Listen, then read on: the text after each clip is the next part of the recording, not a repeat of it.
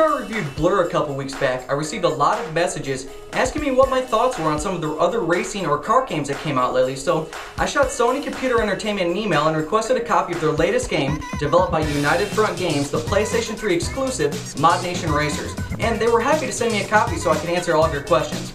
Basically, we're looking at Mario Kart meets Little Big Planet in that you can create all of your own content, and it's an absolute blast to play. So let's check it out. Released on May 25th, here's ModNation Racers.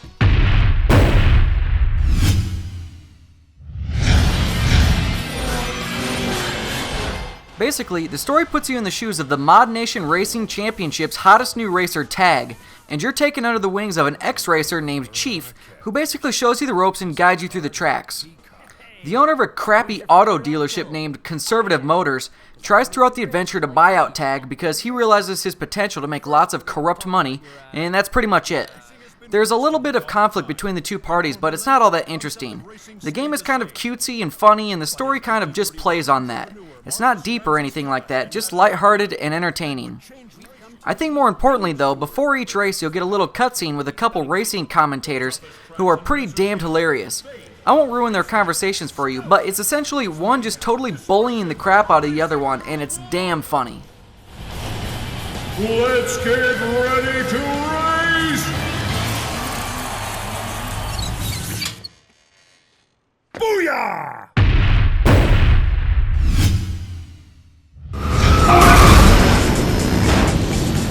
Well, if there's one thing for sure, you're going to get your money's worth with this title. I spent about 16 hours playing this and got most of the way through the campaign and did a ton of online matches, but half of my time was spent simply creating content, and believe me, I could easily spend another 100 hours doing just that. The single player campaign provides you 28 different tracks spread out over 5 different racing series, and each one awards you additional mods that you can use on your own creations. You've also got built-in 4-player split screen, and you can even race others online while in split screen.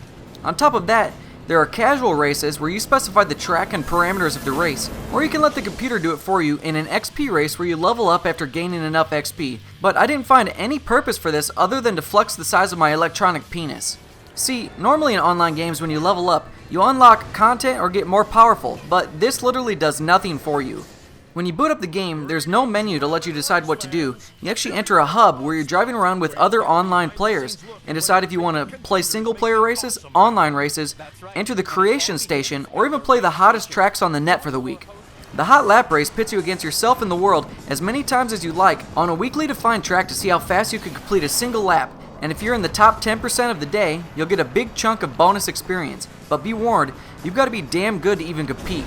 The track I played took me 1 minute 30 seconds to complete, while the fastest lap in the world was a mere 24 seconds.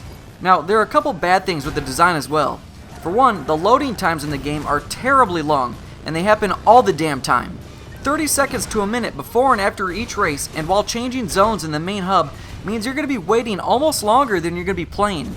On top of that, not all the content in the game is free, meaning that if you want to use the coolest mods in your creation, you're going to have to fork out some dough for some stupid-ass microtransactions.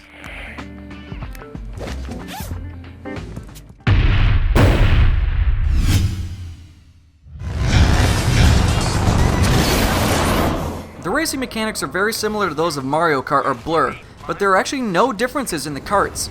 It doesn't matter how you customize them, they all go the same speed and have the same handling, so it comes down to your use of the game's other mechanics to determine who really is the best racer. There are a series of standard power-ups that shouldn't surprise anyone, but they're actually upgradable, so once you grab one and pick up another item pod, the item in your possession becomes more powerful or gains additional features. In addition, you can charge a boost meter by drifting and drafting other players, and then use this bar to shoot yourself forward, melee other karts, or even power a shield to avoid incoming attacks. The use of all these together make you a lethal opponent, but be wary, because just as easily as you can use them to move to the front of the pack, just as easily they can be used against you to move instantly to the back. Each track has a set of bonus objectives that are actually really difficult to achieve, meaning you're going to have to race each of these tracks over and over to memorize the ins and outs to complete them.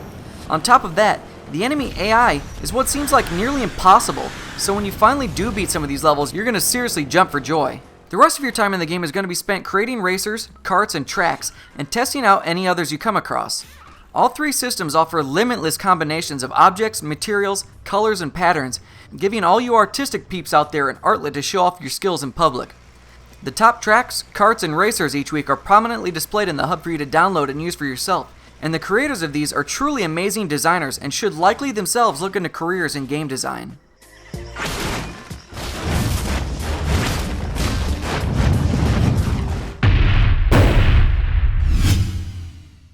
Are you being serious?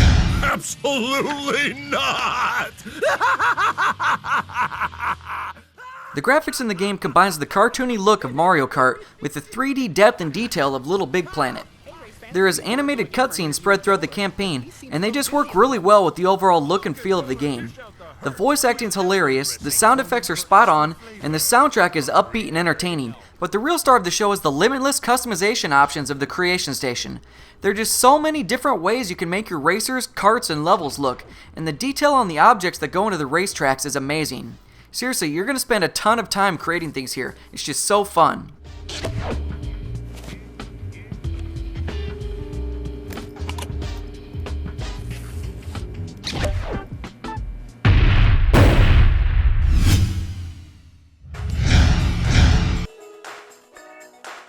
So you've got a great lengthy campaign with tons and tons of gameplay, be it single player, split screen local console, or online multiplayer races, in addition to the top tracks created by the community each week, and a seemingly limitless mod system that can really let your creative juices flow.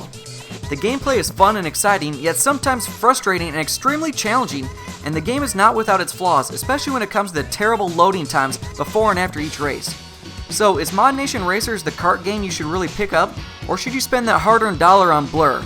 Well, that's really going to come down to whether you want the realistic aspect of racing at extreme speeds with modern super-powered cars, or you just want the cutesy yet extremely customizable and endless gameplay options of user-created content. Both games are wonderful and probably worth your money, so make sure to look over the details I provide in each review to help you make an educated decision. What do you guys think? What's the better racer? Leave your questions and comments below. Check out the full write-up, screenshots, and gameplay footage over at ZeitgeistGameReview.com. Stay up to date by following me on Twitter, and check out my other channel, Zeitgeist Other, for gameplay footage. Don't forget to subscribe and press the thumbs up button. Thanks for watching.